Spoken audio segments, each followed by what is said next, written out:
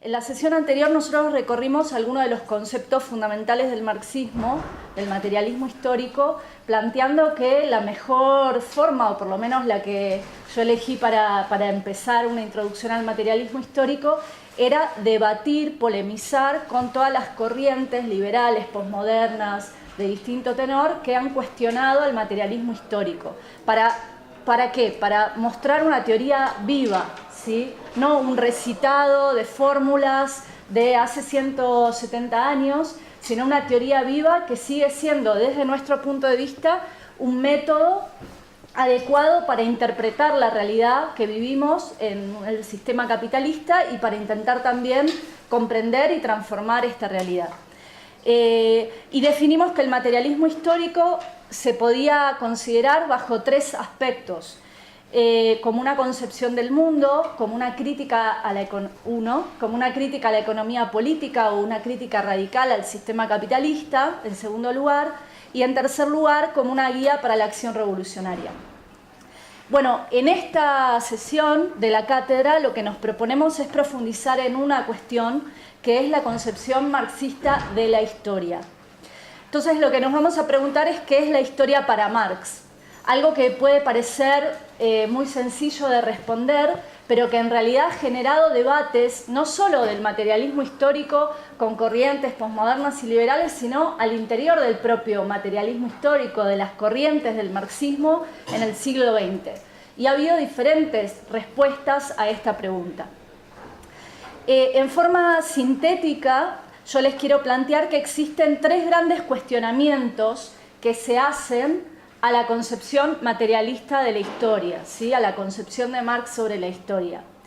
Y ahora se los voy a plantear y luego los voy a desarrollar un poco para terminar, digamos, exponiendo sobre la base de algunos trabajos de Marx cómo fue su elaboración y su visión sobre la historia, sobre los sujetos en la historia, sobre la lucha de clases, sobre el cambio social. Entonces, en forma sintética, podemos decir... nos boicotean, ya nos cambian de aula, nos suben, nos bajan y ahora nos ponen ruido, pero vamos a continuar.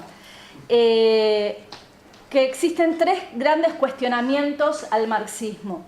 Y esto tal vez les pueda sonar de algunas clases, de profesores, de algún comentario hacia el pasar, no, pero los marxistas son tal cosa. Bueno, esos prejuicios, esos comentarios sobre el marxismo son los que vamos a seguir desbrozando, ¿sí? El primero de estos cuestionamientos sobre la concepción de la historia dice que la historia para Marx era lineal y teleológica, ¿sí? La palabra la pronuncio despacito para que se entienda. Teleológica. Lo que significa, ahora lo vamos a profundizar, dotar a la historia de un fin, de un sentido situado más allá de los acontecimientos. La segunda crítica, el segundo cuestionamiento es que la concepción del conocimiento en Marx se inscribe en el horizonte del positivismo, ¿sí? Dicen, no, Marx era positivista, cientificista, y la verdad que eso invalida toda su teoría. Ahora vamos a ver qué significa el cuestionamiento y si era así o no, que ya se imaginarán cuál es mi posición al respecto, pero lo vamos a explicar. Y en tercer lugar, el otro gran cuestionamiento es que el marxismo sostiene, dicen, una visión mecanicista de la relación entre lo que se llama base y superestructura, o entre economía y política. Lo que es lo mismo que decir, como cuestionamiento, que el marxismo en realidad reduce todo a los factores económicos, que lo único que le interesa es la economía, que es determinista y que no le da importancia a los fenómenos políticos, sociales, culturales o artísticos. Bueno, este es el tercer gran cuestionamiento. Para empezar a analizarlos, lo primero que tenemos que decir, como dijimos ya en la clase anterior, es que es cierto que hubo corrientes en el marxismo del siglo XX que tuvieron, desde mi punto de vista, una visión cercana a una visión teleológica, positivista y mecanicista de la historia. Por ejemplo, nosotros hablamos ya la vez pasada del estalinismo y también podemos hablar de la socialdemocracia, una gran corriente que ustedes saben, bueno, hoy tenemos un gobierno del PP gracias a la colaboración de los supuestos socialdemócratas del PSOE, pero bueno, vienen de una tradición de la socialdemocracia que antes de hacerse abiertamente socialliberales, como son en este momento, se reivindicaban de la tradición del materialismo histórico, muy a su manera, ¿no? Muy entre comillas, pero esa tradición, la socialdemócrata y la stalinista, efectivamente tenían una visión teleológica, lineal, de fines predeterminados de la historia, como si la historia avanzara hacia un progreso ya determinado desde el comienzo, ¿sí? Por lo tanto, como estas corrientes fueron bastante hegemónicas en el marxismo en distintos periodos del siglo XX, fue muy fácil que el marxismo se convirtiera como en un blanco fácil de ataque de las corrientes que lo cuestionaban. Esta es una dinámica, una dialéctica, digamos, del propio desarrollo del marxismo que tenemos que tener siempre en cuenta, ¿sí? ¿Qué fue? Y por eso yo constantemente trato de situar al marxismo en su propia historia, en sus propias corrientes, en el siglo XX, en las polémicas que se dieron en los debates, para que entonces ustedes puedan empezar y tener la capacidad de analizar por un lado lo que dijeron los marxistas y después lo que hicieron algunos que se decían marxistas, pero que se alejaban bastante de lo que decía el propio pensamiento de Marx. Ese es un poco el objetivo de este análisis crítico. Aclarado esto, entonces, vamos al primero de estos cuestionamientos, la afirmación de que el marxismo es otra concepción teleológica. Yo ya lo dije, pero si alguien quiere decir, digamos, si conocen qué es esta afirmación, qué quiere decir tener una concepción teleológica de la historia. A ver quién se anima. Chan, chan. Acá no hay examen, no hay nota, prueba, nada, así que sin timidez. Lo dije hace 1 minuto y medio. Sí, predeterminada. Claro. Exactamente. Según la sacrosanta RAE, teleología significa la combinación de teleo, fin, y discurso, ¿sí? O tratado o ciencia. La ciencia de los fines sería la definición de teleología. Por lo tanto, una definición teleológica de la historia es lo que se conoce en la historiografía como las filosofías de la historia, que quieren decir que la historia ya tiene un fin determinado. Por ejemplo, para Kant, ¿sí? Filósofo de la Ilustración, la historia tenía un fin determinado, que era avanzar hacia la razón ilustrada, ¿sí? Todos los teóricos de la Ilustración tenían esa visión. La historia avanza hacia la conquista de la libertad por la humanidad. La historia tiene el fin determinado de conseguir la felicidad universal. Bueno, ese tipo de visiones, ¿sí? Que se llaman filosofías de la historia, porque en realidad lo que están planteando es que los acontecimientos históricos se van sucediendo de acuerdo a este fin que ya está determinado desde antes. Entonces, no es que en el medio podría haber sido de otro modo, no, todo parece que, aunque parezca caótico el desarrollo de la historia, haya guerras, luchas, etcétera, masacres, cosas horripilantes, todo eso termina ayudando de una manera u otra, incluso sin saberlo, sin que los hombres sean conscientes de eso, a que se desarrolle la civilización humana, la libertad, la razón, etc. Este tipo de pensamiento era, por ejemplo, yo hablé de la socialdemocracia, el que justificaba que, por ejemplo, había que invadir países en la época, no sé, del siglo XVIII, del siglo XIX. Estaba bien que Europa avanzara y conquistara África y liquidara millones de personas, o la conquista de América, por ejemplo, estaba vista como, bueno, sí, fue un genocidio, liquidaron a millones y millones de habitantes nativos, a pueblos enteros, pero en realidad todo eso tenía un sentido histórico, que era que avanzara la civilización universal, etcétera, etcétera. Por lo tanto, quedaba todo justificado, ¿sí? La acción de las clases dominantes, sus opresiones, sus guerras, bajo el contenido de, bueno, pero fue un paso más hacia la civilización. Y eso justificaba toda la historia. En realidad, estas filosofías de la historia lo que hacen es poner un objetivo, por ejemplo, la constitución de la nación española, ¿sí? Y entonces justificar todo lo que pasó antes con la consecución de ese objetivo. ¿Liquidamos pueblos enteros? Bueno, pero era por el bien de la nación española. ¿Hubo una dictadura franquista de 40 años? Bueno, pero ayudó a su manera a asentar la nación española, etcétera, etcétera, etcétera. Esa es un poco estas filosofías de la historia que tienen, como ven, un momento muy conservador, porque termina la historia estando determinada y no hay juego ni de los sujetos ni de los colectivos sociales para cambiar la historia, ya está determinada desde el vamos. Bueno, ¿qué es lo paradójico? Que algunos teóricos, más ya llegando a fines del siglo XX, después de lo que se llamó el postestructuralismo, el posmodernismo, quisieron atribuirle,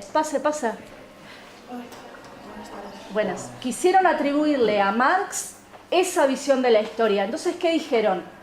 Así como los teóricos de la Ilustración tenían el fin determinado, que era la civilización humana y la razón, Marx tenía el fin predeterminado, que era el comunismo, como un fin ya puesto de antemano.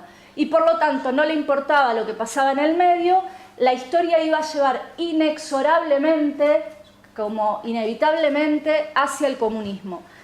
Y por lo tanto, haciendo esta operación, digamos, esta interpretación de la visión de Marx, trataban de desestimar toda su teoría. Bueno, en realidad Marx se burlaba, ironizaba y combatía este tipo de visiones teleológicas. De hecho, la mayoría de los que estuvieron la vez anterior ya comentamos que Marx elaboró, digamos, las bases fundamentales del materialismo histórico cruzando armas teóricas con la filosofía de la historia de Hegel. Entonces, justamente combatía esas visiones teleológicas. Y les quiero leer una breve cita que justamente combate contra esta idea. Marx dice, ellos burlándose de estos teleológicos de la historia, decía,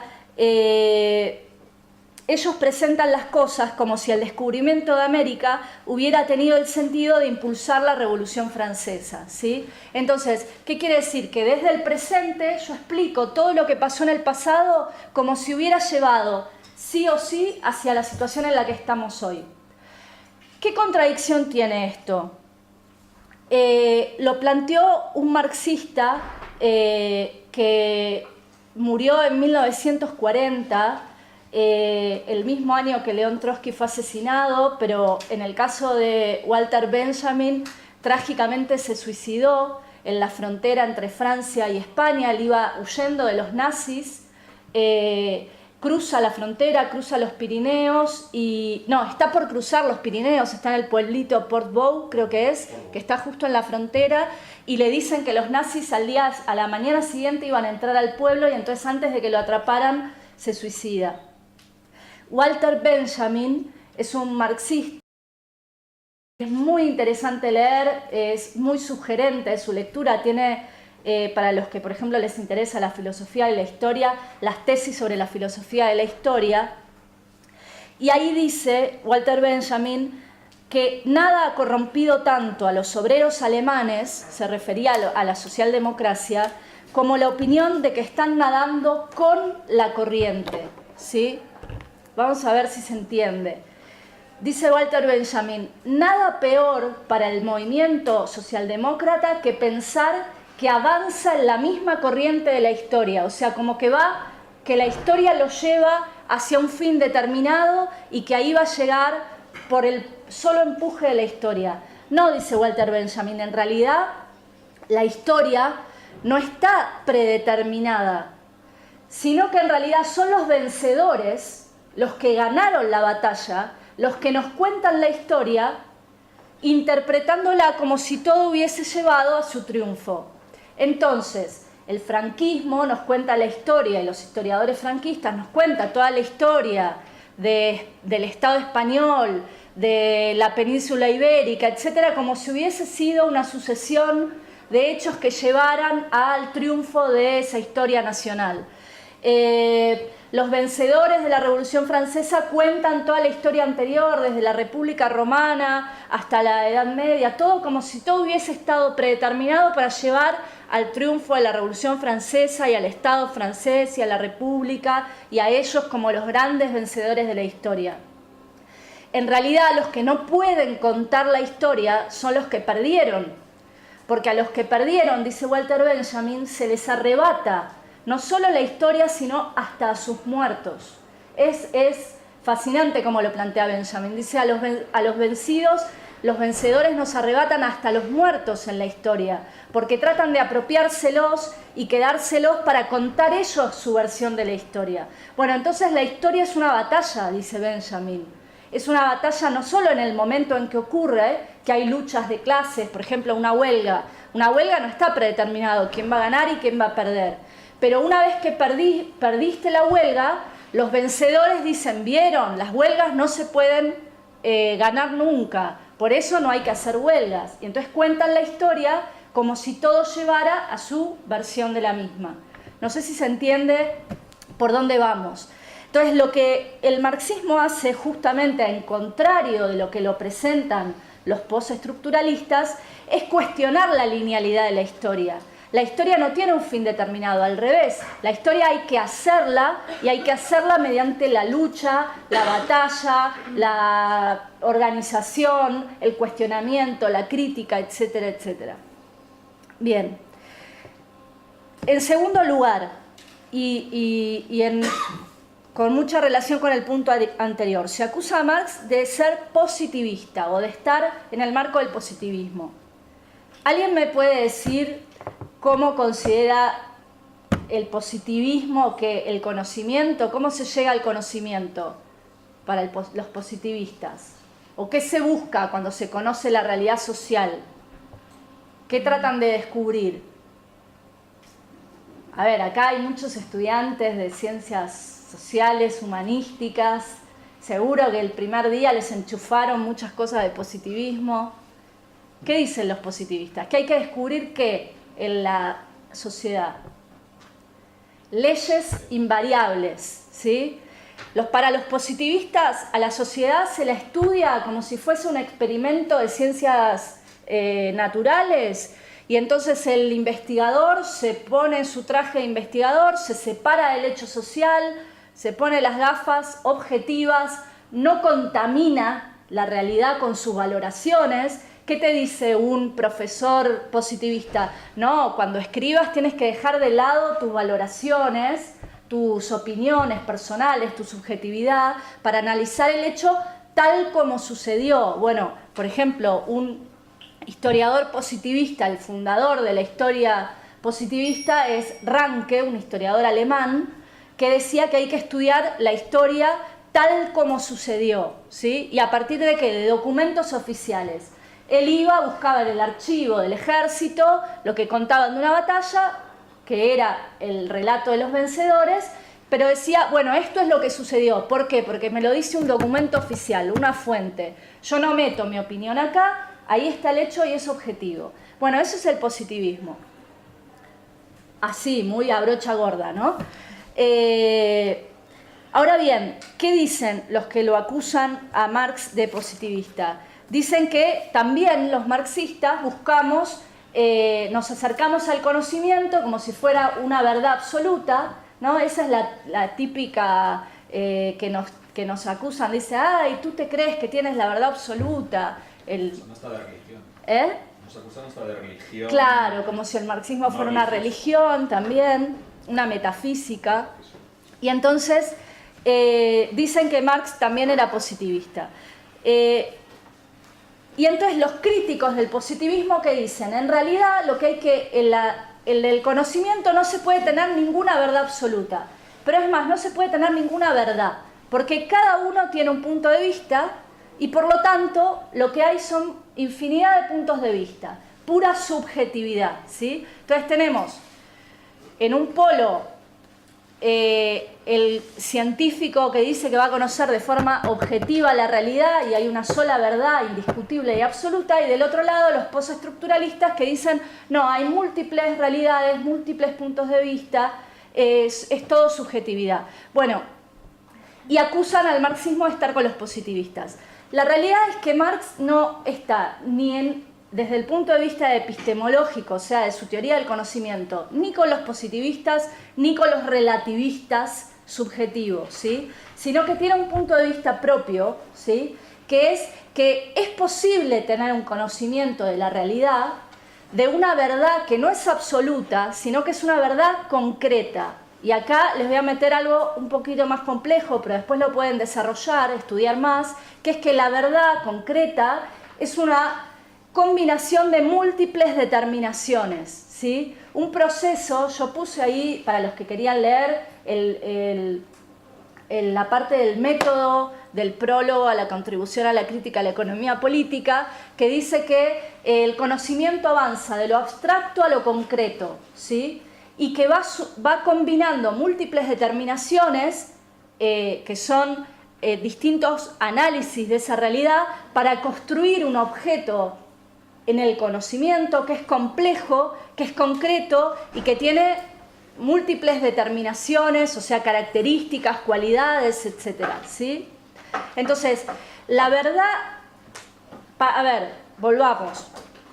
¿El marxismo es positivista? No, porque no opinamos que hay una verdad absoluta sobre el pensamiento. La teoría nunca puede llegar a apropiarse de la compleja realidad en su totalidad, ¿sí? La realidad siempre va a ser más compleja que la teoría, ¿sí? La teoría lo que intenta es llegar a la realidad, acercarse lo más posible por un proceso de aproximaciones sucesivas y tratar de conocer lo más posible esa realidad, pero sabiendo que siempre hay una distancia entre la realidad y el conocimiento, ¿sí?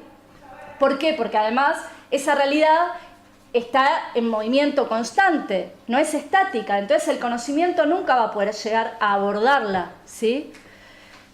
Bueno, ese es un poco el acercamiento a esta relación entre conocimiento, posibilidad de conocimiento, de verdad objetiva, que entonces para los marxistas hay una posibilidad de llegar a un conocimiento de la realidad, pero es un conocimiento relativo, ¿sí? Nunca absoluto. Entonces, cuando alguien les diga, ay, no, los marxistas, la verdad absoluta, no, mentira, nada de verdad absoluta. Eso anda a la iglesia para la verdad absoluta. Para los marxistas, la verdad es aproximativa, relativa, compleja y concreta. Bien, eso, entonces, segundo argumento, lo liquidamos. Ustedes igual anoten si les quedan dudas y lo profundizamos, pero este es un punto muy importante porque sobre todo todas las teorías postestructuralistas, si aquí hay gente, bueno, en filosofía o en literatura, en filología, en letras y todo, que las corrientes posmodernas se hicieron muy fuertes, siempre era esta cantinela de no, la verdad es solo un punto de vista. Entonces, ¿qué quería? La verdad se construye como un discurso, como un texto, es solo discurso, etcétera, etcétera. Es un relativismo tal que no permite acceder a un conocimiento de la realidad. Y si nosotros no podemos acceder a un mínimo conocimiento de la realidad, menos que menos nos podemos proponer transformar esa realidad, ¿sí? Por eso es importante el debate. A mí me gusta una definición que hace César Rendueles, que algunos por ahí lo conocen, es profesor de la Complutense, adelante, y es autor de varios libros, uno es Capitalismo Canalla, ahora publicó uno sobre el materialismo histórico. Yo le hice una entrevista hace un mes para Izquierda Diario, así que si googlean Izquierda Diario Rendueles, la pueden encontrar, es interesante, sobre el materialismo histórico. Y él dice que el materialismo histórico permite una crítica al historicismo sin caer en el nihilismo. Bueno, les tiré, digamos, en una frase todo un debate filosófico, pero es muy interesante, dejémoslo ahí, si quieren después lo profundizamos. Lo que quiere decir es que permite una crítica a esas teorías teleológicas del fin, de la finalidad, etcétera, sin caer en el escepticismo epistemológico de que no hay posibilidad de conocimiento social, ¿sí? Entonces, para abordarlo más desde el punto de vista filosófico es interesante. Y por último, vamos al tercer cuestionamiento, que es esta crítica de que el marxismo implicaría una concepción mecánica de la relación entre la economía y la política. Esto, bueno, nuevamente, tenemos que decir que es una caricatura del marxismo. Y que la verdad es que muchos de los que hacen esta crítica al marxismo, por ejemplo, uno de los que hace esta crítica y desarrolla en sus libros esta crítica es Ernesto Laclau. Por ahí algunos lo conocen, es un argentino, después exiliado en Francia, pero que ahora se ha hecho muy popular porque Íñigo Errejón, por ejemplo, y algunos de los dirigentes de Podemos tomaban a Laclau como su referente teórico con la discusión sobre el populismo, el significante vacío, etcétera, etcétera. Bueno, Laclau, por ejemplo, le hace esta crítica a Marx como si hubiera un determinismo de la economía hacia la política. Y en realidad, bueno, el propio Laclau tendría que explicar que él perteneció a corrientes como el maoísmo y el estalinismo que tenían esa visión determinista, pero eso no quiere decir que Marx la tuviera, ¿sí? Entonces su ruptura con su propio marxismo se lo trata de tirar, digamos, a todo el pensamiento de Marx, lo cual es bastante cuestionable.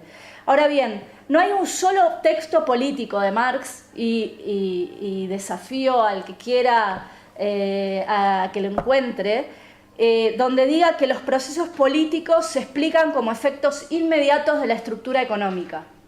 No hay un solo texto de Marx que diga que los fenómenos políticos, sociales o culturales no tienen importancia en la historia, ¿sí? No existe, no hay. Muy por el contrario, ustedes pueden encontrar muchos textos teóricos sobre análisis de procesos históricos o más filosóficos donde esta visión determinista está cuestionada.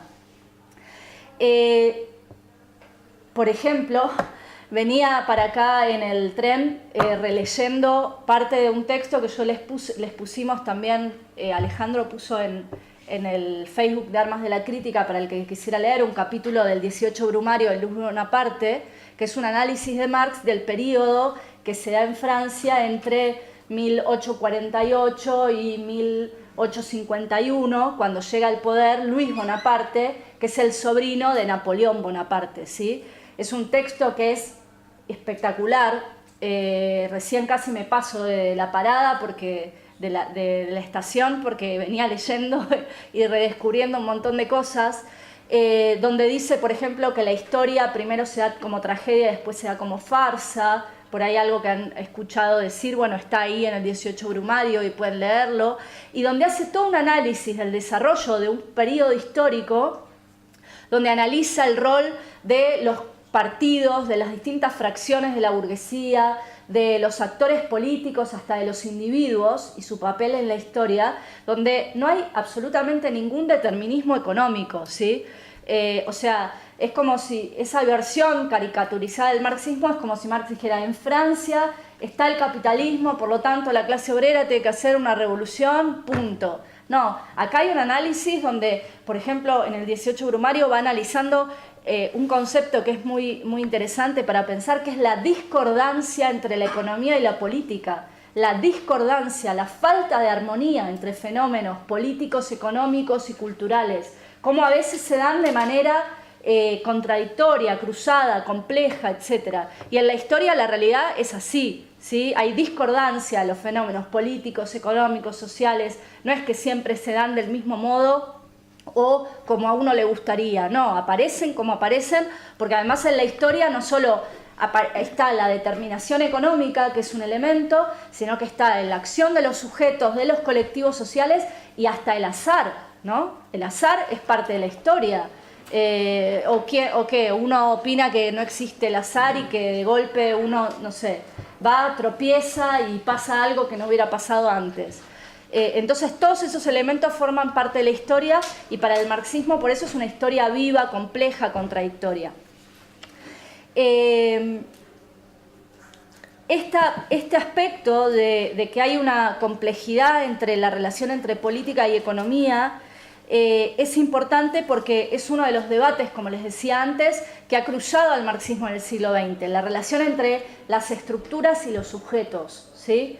¿Qué es lo que prima? La estructura que nos determina en nuestras condiciones, por ejemplo, los que han desde el marxismo hecho hincapié solamente en las estructuras, pueden hacer hincapié en los elementos que son constantes a lo largo de la historia, que nos determinan. Por ejemplo, el capitalismo es un sistema que, ustedes saben, bueno, estuvimos discutiendo las relaciones sociales capitalistas, el trabajo asalariado, y aparece, por ejemplo, el concepto de la alienación.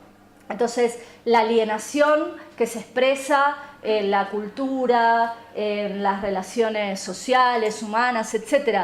Pero si solo hacemos hincapié en la estructura, vamos a decir que el capitalismo nos determina en todo, en nuestro pensamiento, en nuestras relaciones, en nuestra forma de pensar el amor, el arte, etcétera, el consumo, y que estamos atrapados por esa estructura y no podemos salir, ¿sí? Si la estructura es todo, los sujetos no tienen posibilidad de actuar, de romperla.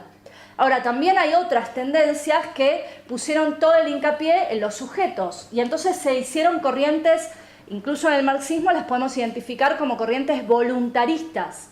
¿Qué querían decir? Que yo puedo transformar todo por mi capacidad subjetiva y no importa que haya determinaciones históricas, un sistema que es capitalista, etcétera, etcétera. Yo por mi propia voluntad y casi de forma individual puedo transformarlo. Bueno, en realidad no, hay una relación compleja entre determinaciones económicas y el rol activo de los sujetos, entre la determinación del modo de producción capitalista, pero también la acción de la cultura, de la política, de los sujetos, de los colectivos sociales, de los sindicatos, de los partidos, etcétera, ¿sí?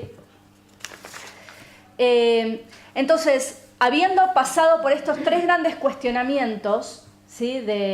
El que decía que era teleológico, el que decía que era positivista y el que decía que era determinista económico, podemos entonces llegar a plantearnos, bueno, ¿cuál era la concepción de Marx? ¿Sí? ¿Qué es la historia para Marx? Esa primera pregunta que nos hicimos.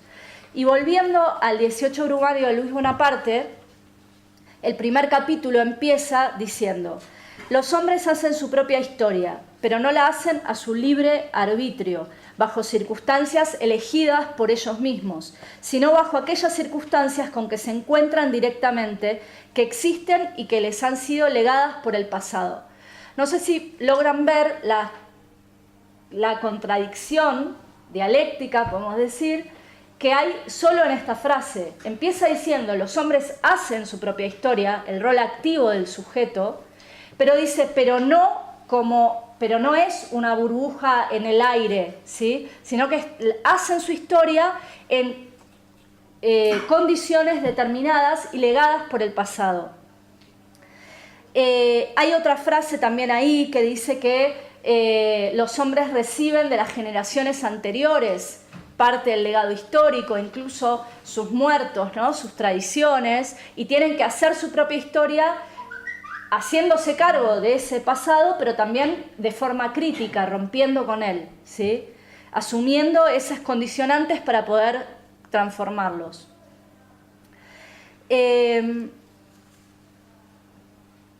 Marx dice en otro texto, que es la Sagrada Familia, que la historia, y esto es una polémica directa con Hegel, ¿sí? Con esa idea de la filosofía de la historia, de que la razón es como un espíritu que va ahí expresándose a lo largo de la historia y construyendo la linealidad de la historia. Marx dice: la historia no hace nada, no posee ninguna inmensa riqueza, no libra ninguna clase de luchas, la historia con mayúscula, ¿no?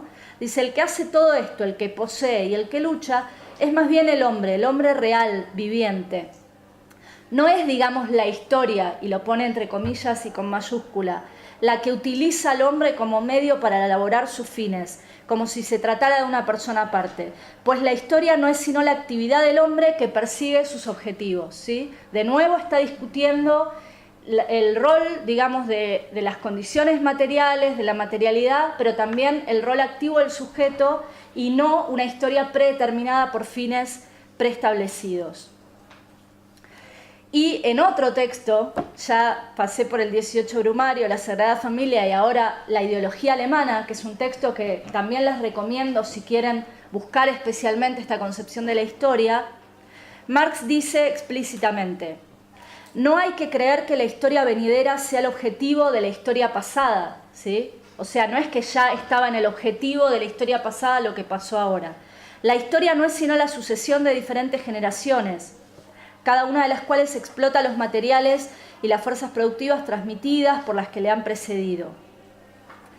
Y acá es donde está esa frase que les leí al principio y dice que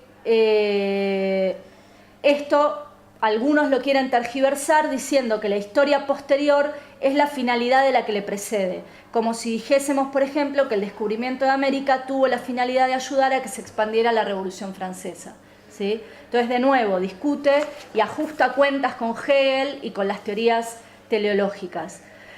Y vuelve a decir, para asentar esta concepción materialista, que las premisas de las cuales partimos no tienen nada de arbitrarias, no son ninguna clase de dogmas, sino que son las premisas reales, de las cuales solo es posible abstraerse en la imaginación.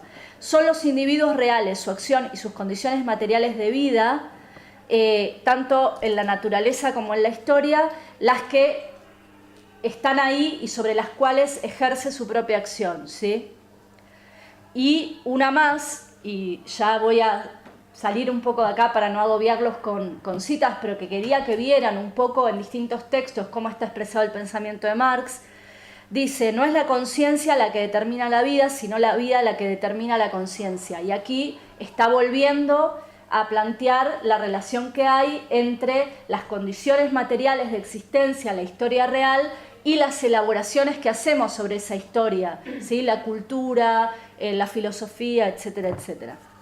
Bien, en la ideología alemana va desgranando un poco cómo se va formando esta historia real de los hombres, y entonces dice que el primer hecho histórico es la producción de los medios indispensables para la satisfacción de la vida, ¿sí? Ese es el primer hecho de la historia, cuando los hombres se agrupan de algún modo para tratar de apropiarse de bienes para poder subsistir, ¿sí?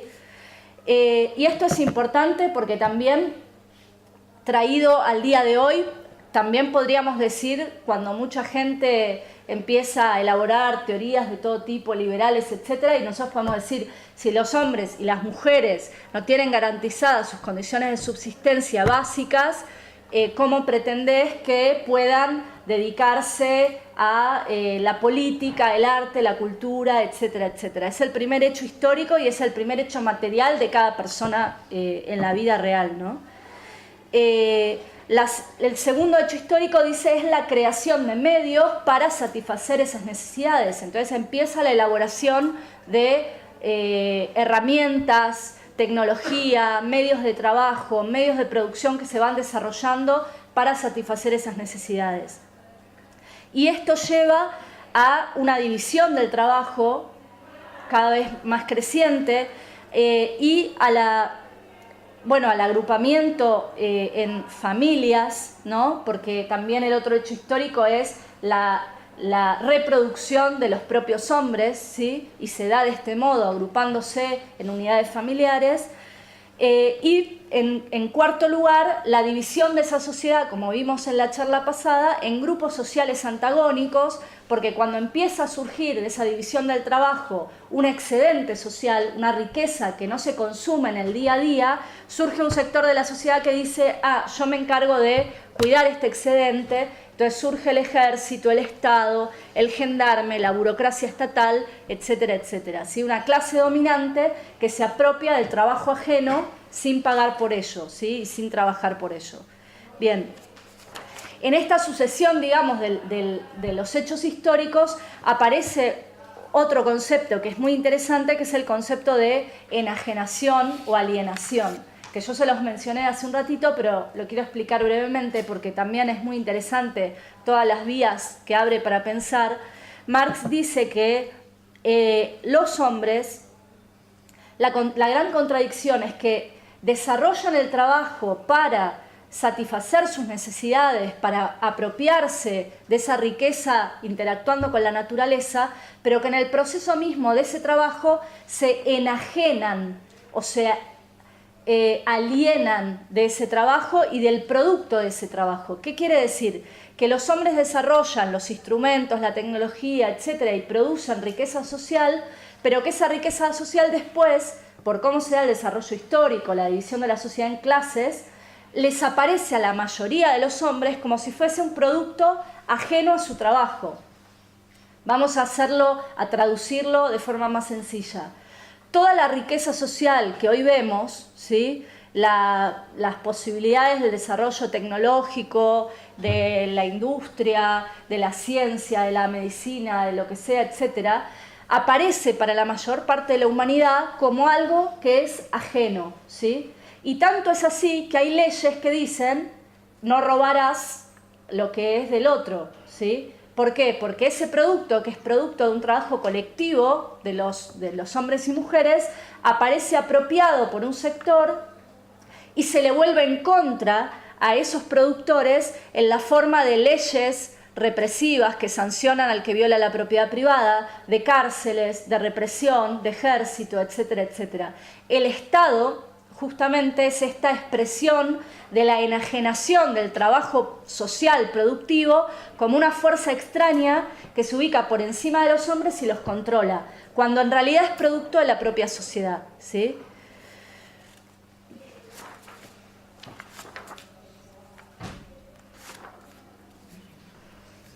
Bien, hoy yo sé que hay algunas caras, hoy por ahí está más complejo porque le he abordado la concepción materialista de la historia desde un punto de vista más, se quiere, filosófico, ¿sí?, desde arriba, pero ahora vamos a sumergirnos en la historia concreta para ver cómo se expresa esto.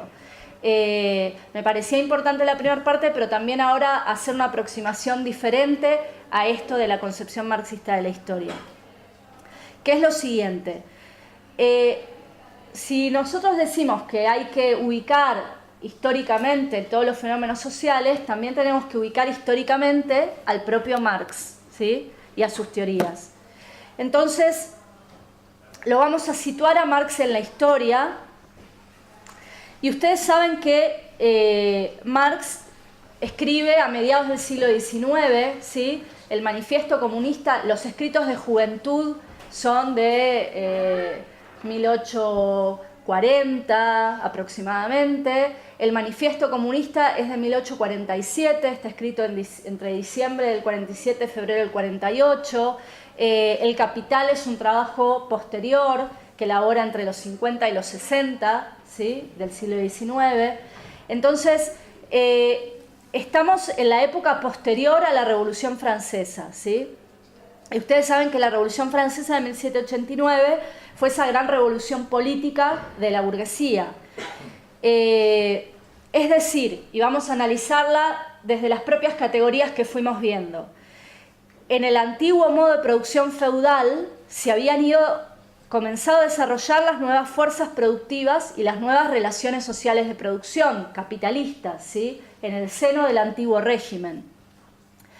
Pero las formas jurídicas, religiosas y políticas eran una traba para que continuara el desarrollo de esas propias fuerzas productivas en el antiguo régimen. Por ejemplo, la cantidad de aduanas interiores, impuestos censitarios diezmos que había que pagar a la iglesia, a los nobles, etcétera, era una traba para que la burguesía comercial, por ejemplo, pudiera desarrollarse libremente. Entonces llegó un momento de la historia, como dice Marx en el prólogo, donde el desarrollo de las fuerzas productivas entró en contradicción con las relaciones sociales de producción, ¿sí? Esta es un poco la explicación histórica de esa definición que parece tan abstracta. Ahora bien, que las relaciones sociales, las fuerzas productivas entraran en contradicción con las relaciones sociales, no quiere decir que la revolución se diera de forma automática, ni mucho menos, ¿sí? Lo que abrió esa contradicción en el modo de producción feudal fue la posibilidad, la apertura de la posibilidad de la revolución social. Pero esa revolución se dio porque hubo hombres y mujeres concretos de carne y hueso que se agruparon en partidos, en organizaciones, que se armaron, que lucharon, que enfrentaron ejércitos, etcétera, y que hicieron posible una revolución política, ¿sí? Esta es un poco la concreción de lo que veníamos hablando en el plano de la propia Revolución Francesa. En este marco, después de abrir, digamos, de conquistar el poder político para la burguesía y abrir la posibilidad de que ese modo de producción capitalista se desarrollara ya sin esas trabas, ¿no? Incluso conquistando mercados internacionales, avanzando en el conjunto de Europa, hacia América, etcétera, etcétera, lo que se desarrolla, que también lo mencionábamos en la última charla, es un nuevo sujeto social, ¿sí? De ese modo de producción surge un nuevo sujeto que es la clase trabajadora, ¿sí? Y que va a empezar a desarrollarse sobre todo a comienzos del siglo XIX. Por ejemplo, alrededor de 1815 se da un gran movimiento de la clase trabajadora, que era la primera forma elemental de conciencia, podríamos decir, de clase, que era el ludismo, ¿sí? ¿Qué era? Los obreros identificaban la introducción de máquinas en los talleres como su competencia directa, porque cuando entraba la máquina o los despedían o los hacían trabajar más rápido. Por lo tanto, los obreros se organizan bastante de forma espontánea, ¿no? Para quemar las máquinas, para incendiarlas, romperlas, boicotearlas, porque era la identificación de la máquina como su enemigo, como la fuente de su penuria, ¿sí? Eso es el ludismo. Ahora, pocos años después, hacia 1830, se desarrolla también en Inglaterra, ¿no? Centro del capitalismo mundial, un movimiento que se conoce como el cartismo, ¿sí? Y que lo que hacía ya era un paso superior, digamos, en el desarrollo de la conciencia de la clase obrera, porque lo que reivindicaban eran derechos políticos. En ese momento el voto era censitario, o sea, había que demostrar que tenías determinadas propiedades para poder votar. Entonces los obreros reclaman también su derecho a ser considerados ciudadanos plenos, ¿sí? Pero también incorporan reivindicaciones de tipo económico, como salario, mejores condiciones laborales, etc. Y es en ese periodo que se empiezan a desarrollar los primeros sindicatos, como dice acá la compañera, y también las primeras organizaciones políticas de la clase obrera. Y así llegamos a que en 1847 la Liga de los Comunistas, una organización internacional de socialistas, donde habría socialistas de Inglaterra, Francia, Alemania, distintos lugares, le encargan a Marx y Engels la elaboración de un manifiesto donde se sentaran las bases de los principios del comunismo. Y ese es el manifiesto comunista, ¿sí? Yo les dije que ese manifiesto está escrito en diciembre del 47 y se publica ahí a principios del 48, y en 1848 es una fecha clave para la historia de las revoluciones en Europa, ¿sí? Es lo que se conoce como las revoluciones de la primavera de los pueblos, ¿sí? En 1848 estas revoluciones se van a dar en Francia, en Alemania y en otros países. En Alemania es muy importante porque en Alemania, a esta altura, a mediados del siglo XIX, no se había dado todavía una revolución política como la Revolución Francesa, ¿sí? Es decir, que la naciente burguesía alemana seguía conviviendo con un Estado prusiano dominado por la aristocracia de los Junker, ¿sí? Los terratenientes y el ejército, y sectores de la nobleza, ¿sí? De los príncipes, etc. Entonces, en 1848, esta discordancia de los tiempos de la que les hablaba antes, lleva a un fenómeno social nuevo, que es que la burguesía alemana estaba desarrollada, la clase obrera estaba desarrollada en Alemania, pero todavía no había habido revolución política. Y esto va a generar una gran contradicción, porque cuando se desarrolla la revolución y la burguesía trata de repetir la historia de Francia de 1789, armar una asamblea nacional, una asamblea constituyente, tirar a la monarquía y formar la república, se encuentra con un pequeño problemita, que es que detrás de ella estaban los obreros, que también querían armarse para defender la república, pero que también querían armarse para defender las 8 horas de trabajo, mejores salarios, mejores condiciones. Entonces la burguesía alemana ve esta contradicción y decide, yo lo estoy contando ya de forma muy tipo cómic, pero para simplificar, decide pactar con los Juncker y la monarquía y disolver la Asamblea Nacional, o sea, renunciar a su propia revolución política burguesa, con tal de que los obreros armados no siguieran adelante con la revolución. Bueno, ese es un fenómeno social que Marx vive como contemporáneo, que analiza, que escribe, etcétera, y que lo pueden leer en otro trabajo magistral que es La Guerra Civil en Francia, ¿sí? Entonces Marx lo que dice es, ahí se ve la discordancia de los tiempos entre la economía y la política. La burguesía alemana, dice Marx, llegó demasiado tarde a su propia revolución. Era una clase senil, dice Marx, que no tenía capacidad ni fuerza ni ganas de hacer su propia revolución. Los obreros tenían más decisión y más voluntad de luchar por la república que la burguesía alemana, que termina traicionando su propia revolución con tal de que los obreros no avancen. Eso es 1848. Algo parecido pasa también en Francia, ¿sí? Donde los republicanos franceses prefieren renunciar a continuar la lucha por la república antes de que los obreros siguieran adelante con la insurrección. De hecho, los obreros hacen una insurrección, es reprimida, hay miles de muertos, etc.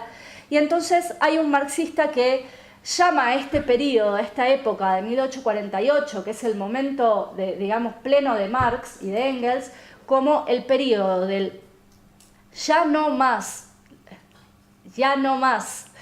de la revolución burguesa y el todavía no de la revolución proletaria, ¿sí? Un periodo de la historia complejo donde la burguesía ya no podía hacer lo que había hecho en 1789, pero la clase obrera todavía no tenía la suficiente organización, subjetividad, etcétera, para hacer su propia revolución. Ese es el periodo intermedio en el que Marx y Engels desarrollan su teoría, su elaboración y su acción política práctica, porque esto también lo quiero resaltar. Marx y Engels, lejos de lo que dicen algunos, no eran dos teóricos de café, ¿sí? Intentaban ligarse al movimiento obrero práctico por las vías que fuera. Bien, la derrota de 1848 lleva un periodo de reflujo. En ese momento hay represión, exilios, etc. Marx va a avanzar, por ejemplo, a escribir El Capital, gran parte de los tomos del Capital. Pero en 1864 se funda la Primera Internacional, ¿sí? Ahora, en 1871 vamos a tener un nuevo acontecimiento en la lucha de clases que también Marx puede vivir en carne y hueso, aunque no desde el mismo lugar de los hechos, que es la Comuna de París. Yo se las mencioné un poco en la otra charla, y la Comuna de París es muy importante porque lo que vamos a ver con la Comuna es que la propia experiencia de la clase obrera en la Comuna va a hacer que Marx cambie aspectos de su propia teoría, que mejore su teoría. ¿Por qué? Porque la teoría y el marxismo es la generalización de la experiencia de la propia clase trabajadora, ¿sí? No es una invención en la cabeza de un teórico, sino el análisis y la generalización de esa propia experiencia histórica. ¿Qué pasa en la Comuna? En la Comuna, vamos a sintetizarlo también bastante, pero la Comuna de París se va a dar en el marco de que había una guerra entre Francia y Prusia, ¿sí? La guerra franco-prusiana. Napoleón es tomado como, el sobrino, es tomado como prisionero del ejército prusiano y gran parte del ejército francés.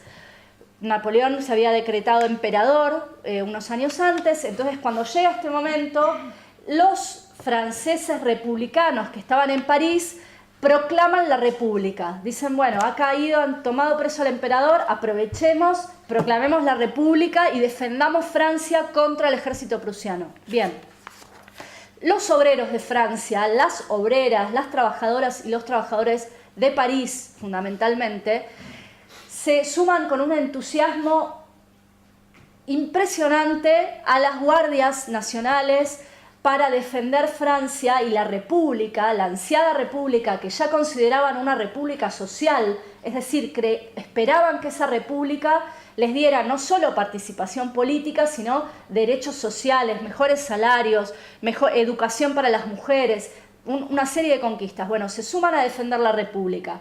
¿Y qué pasa entonces? Los republicanos franceses, dirigidos por un personaje detestable llamado Thiers, deciden que era demasiado peligroso tener a los obreros de París armados defendiendo a la República y que era mejor firmar rápido un armisticio, es decir, rendirse al ejército prusiano, ¿sí? Y entonces firma la rendición de París frente al ejército prusiano.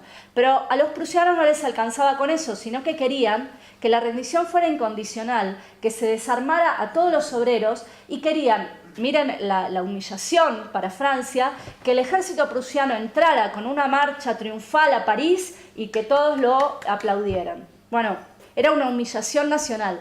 La burguesía francesa optó por esa humillación nacional, ¿sí? Y por rendirse a los prusianos antes que dejar a los obreros armados.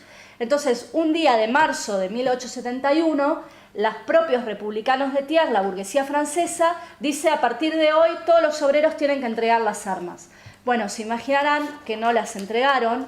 Los obreros defendieron sus armas, porque defender esas armas era defender su poder en la república y conquistas que ya empezaban a tener. Armaron barricadas, se enfrentaron al ejército. El ejército de Thiers huye de París, se refugia en Versalles y entonces se proclama la Comuna de París. Yo les quiero leer solamente algo que es, si lo encuentro, acá en este libro lo tenía marcadito, que es impresionante, pero no, lo mezclé. A ver. Bueno, no lo voy a encontrar. Lo puse en Twitter antes de entrar. Le saqué una foto al libro y lo puse en Twitter, así que pueden mirar ahí en mi Twitter y después lo buscan el texto. Era una parte de la guerra civil en Francia que habla de la Comuna de París. Dice que la Comuna de París eligió delegados entre todos los trabajadores, eligió 92 delegados, formó un consejo de poder. Los delegados eran revocables por cualquiera de sus electores en cualquier momento y tenían que ganar el salario equivalente a un trabajador medio, porque esta era la forma que encontraron los trabajadores de que ese poder estatal no se convirtiera en una nueva burocracia que los oprimiera. Quisieron elegir un gobierno, formar un estado propio, un gobierno propio, eligiendo delegados entre los trabajadores que fueran revocables y que ganaran el mismo salario de un trabajador, para que no surgiera que la famosa casta política de políticos profesionales que ganan fortunas mientras un trabajador se muere de hambre, ¿sí? Eso que hoy habrán escuchado en Podemos, por ejemplo, o en Argentina, el Frente de Izquierda, que plantea a todos sus diputados que ganen lo mismo que un trabajador, etcétera, no fue una ocurrencia de nadie ahora, sino que fue una ocurrencia de los trabajadores y las trabajadoras de la Comuna de París. Bueno, además la Comuna tomó alguna serie de medidas que son impresionantes, por ejemplo, la separación de la Iglesia del Estado, la ocupación de todas las fábricas que habían sido abandonadas o cerradas por los patrones y entregarle esos talleres, esas fábricas a los trabajadores para que por medio de cooperativas las pusieran de nuevo a producir. La condonación de todas las deudas, por ejemplo, las familias trabajadoras habían empeñado, no sé, ropa, un anillo, algo, bueno, que se le devolviera todas las deudas, se condonaran, se cancelaran todas las deudas del pueblo trabajador. La educación para las mujeres, que hasta ese momento no estaba permitida, la instauró la Comuna. Por eso las mujeres van a tener un protagonismo enorme. Louise Michel, una revolucionaria de la Comuna de París, que es una de las revolucionarias que organiza las barricadas de defensa de la Comuna y que después va a ser exiliada, perseguida, etc. Bueno, la Comuna obviamente despertó la alarma de toda la aristocracia y la burguesía europea, que vio ahí, digamos, el fantasma del comunismo hecho carne, ¿sí? Y que decidió que había que liquidar a la comuna. De hecho, hay un acuerdo internacional entre la burguesía francesa, los prusianos y el zar Alejandro en Rusia. Todos se ponen de acuerdo para aflojar un poco las tensiones entre ellos, para poder destinar un ejército de 180.000 hombres a liquidar a la comuna. Y la vil, por decirlo sin decirlo suavemente, burguesía francesa negocia con los prusianos, que los prusianos liberan a los prisioneros de guerra del ejército francés para que vayan a liquidar a la Comuna de París. O sea, es el momento donde bueno, la represión va a ser brutal. Hay diferentes datos históricos, pero se habla entre 20.000 y 30.000 o 50.000 asesinados en una semana, la Semana Sangrienta. La dictadura argentina, por ejemplo, hubo 30.000 asesinados, desaparecidos en varios años de dictadura. Esto sucedió en una semana. Fue el ensañamiento de toda la burguesía europea para liquidar a la Comuna de París, porque el ejemplo de la Comuna, si se desarrollaba, si prendía, era el fin del dominio del capital, ¿sí? La Comuna fue derrotada brutalmente, pero se convirtió en una bandera, en una lección, en un aprendizaje histórico de la clase obrera. Y eso se expresó también en la propia teoría y en el marxismo. Y Marx, a partir de ver, primero que desde el día 1 que la Comuna empezó, la Internacional empezó a escribir manifiestos, ¿sí? Manifiestos generales a los trabajadores de Francia, alentando. Marx opinaba que al principio no era el mejor momento para hacer lo que hicieron los obreros de Francia, pero una vez que lo hicieron se puso incondicionalmente a defenderlos, ¿sí? Dijo que los obreros habían tomado el cielo por asalto y que eso había que defenderlo. Pero además sacó lecciones de la Comuna, y de hecho toda la teoría marxista del Estado, que vamos a analizar en la próxima sesión, que está dedicada a Estado, democracia y comunismo, Marx y Engels, Lenin, Trotsky y todos los marxistas posteriores toman el ejemplo de la Comuna para pensar cómo la clase obrera puede construir un nuevo tipo de Estado, ¿sí? No apropiarse del Estado de la burguesía, sino destruirlo y construir un nuevo tipo de Estado basado en una democracia directa de los productores, en estos delegados revocables, etcétera, etcétera. Bueno, Marx va a decir que esa Comuna es... Lo dice Engels en uno de los prólogos a la Guerra Civil en Francia, que la Comuna de París era la expresión de la dictadura del proletariado. Pero la dictadura del proletariado, que es lo que vamos a desarrollar en la próxima vez, no era una dictadura en el sentido de un régimen no democrático, sino al revés, era la democracia más amplia de los productores, pero que tenían que ejercer su poder contra la burguesía para que no retomaran el poder. Bueno, la burguesía francesa retomó el poder y fue las consecuencias de la Comuna. Yo quería hacer este recorrido para instalar y, digamos, hacer jugar todos estos conceptos que vimos del marxismo en la propia historia contemporánea de Marx, ¿sí? Y para ver cómo no había ni mecanicismo, ni positivismo, ni linealidad en la historia, sino una acción de los sujetos, una lucha de clases, y que por lo tanto las dos afirmaciones que vimos de Marx no son contradictorias. La afirmación de que la contradicción entre las fuerzas productivas y las relaciones sociales de producción abren la época de la revolución social, pero por otro lado la afirmación de que la historia es la historia de la lucha de clases, por lo tanto de los sujetos que hacen la historia. Yo quiero ir terminando para poder abrir un poco de debate, pero antes de eso obvio que no puedo dejar de referirme a un acontecimiento que ocurrió esta semana y que tiene una importancia en la historia, que es el fallecimiento de Fidel Castro. Desde mi punto de vista, bueno, la figura de Fidel Castro está íntimamente asociada a la Revolución Cubana y desde mi punto de vista el papel político de Fidel Castro está lejos tanto de las críticas tipo RTV y tertulianos del PP y de la derecha que hablan de Castro como el peor dictador de todos los tiempos, pero festejan que el rey se junte con los dictadores de Arabia Saudita, con los dictadores de Egipto, con los dictadores de cualquier parte del planeta, pero bueno, Fidel Castro, Venezuela, etcétera, son el demonio encarnizado. Esa es la visión de la derecha que desde ya hay que enfrentar, porque cuando cuestionan a Fidel Castro, en realidad lo que también quieren tirar y cuestionar es toda la experiencia de la Revolución Cubana, y desde mi punto de vista es una gran revolución que aún al día de hoy tiene conquistas sociales que hay que defender contra el avance de la restauración capitalista.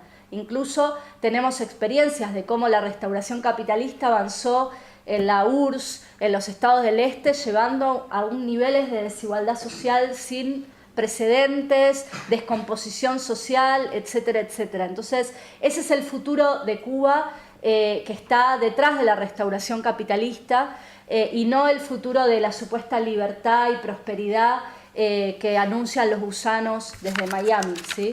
Ahora, al mismo tiempo, mi punto de vista es profundamente crítico con el régimen de partido único del castrismo, con un régimen que prohibió la disidencia política, no para los gusanos de Miami, sino para los críticos dentro del propio proceso revolucionario, ¿sí? Que se asimiló a la burocracia stalinista e impuso incluso en la polémica entre Fidel y el Che Guevara un régimen económico que iba a hacer que Cuba dependiera siempre del intercambio con la URSS y que no pudiera desarrollar medios productivos propios. Bueno, toda una serie de decisiones y estrategias políticas con las que yo no acuerdo y no comparto. Ustedes ya habrán visto que mi defensa del marxismo es de un marxismo profundamente anti-estalinista, anti-autoritario, y por lo tanto no podría adherir a un régimen que, por ejemplo, persiguió la homosexualidad y penalizó y encarceló a los homosexuales, como pasó en Cuba. Yo creo que el socialismo tiene que ser algo muy distinto a eso. Ahora, al mismo tiempo, esto, y esa es la posibilidad dialéctica de la teoría marxista, no me quita para nada la defensa, como les decía, de ese proceso revolucionario que fue la Revolución Cubana, y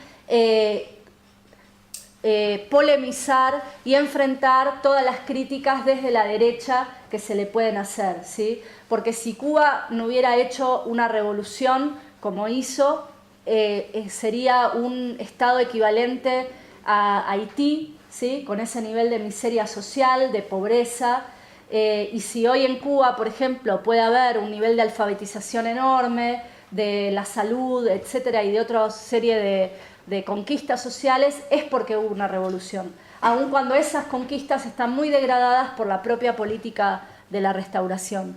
Pero bueno, yo quería mencionar esto porque me parece ineludible. Acá nosotros hablamos del marxismo, pero no, como ya les decía, no como una teoría muerta del pasado, sino como una teoría viva, y por lo tanto los hechos de la actualidad nos llaman todo el tiempo para poder analizarlos, pensarlos y también tomar posicionamientos políticos.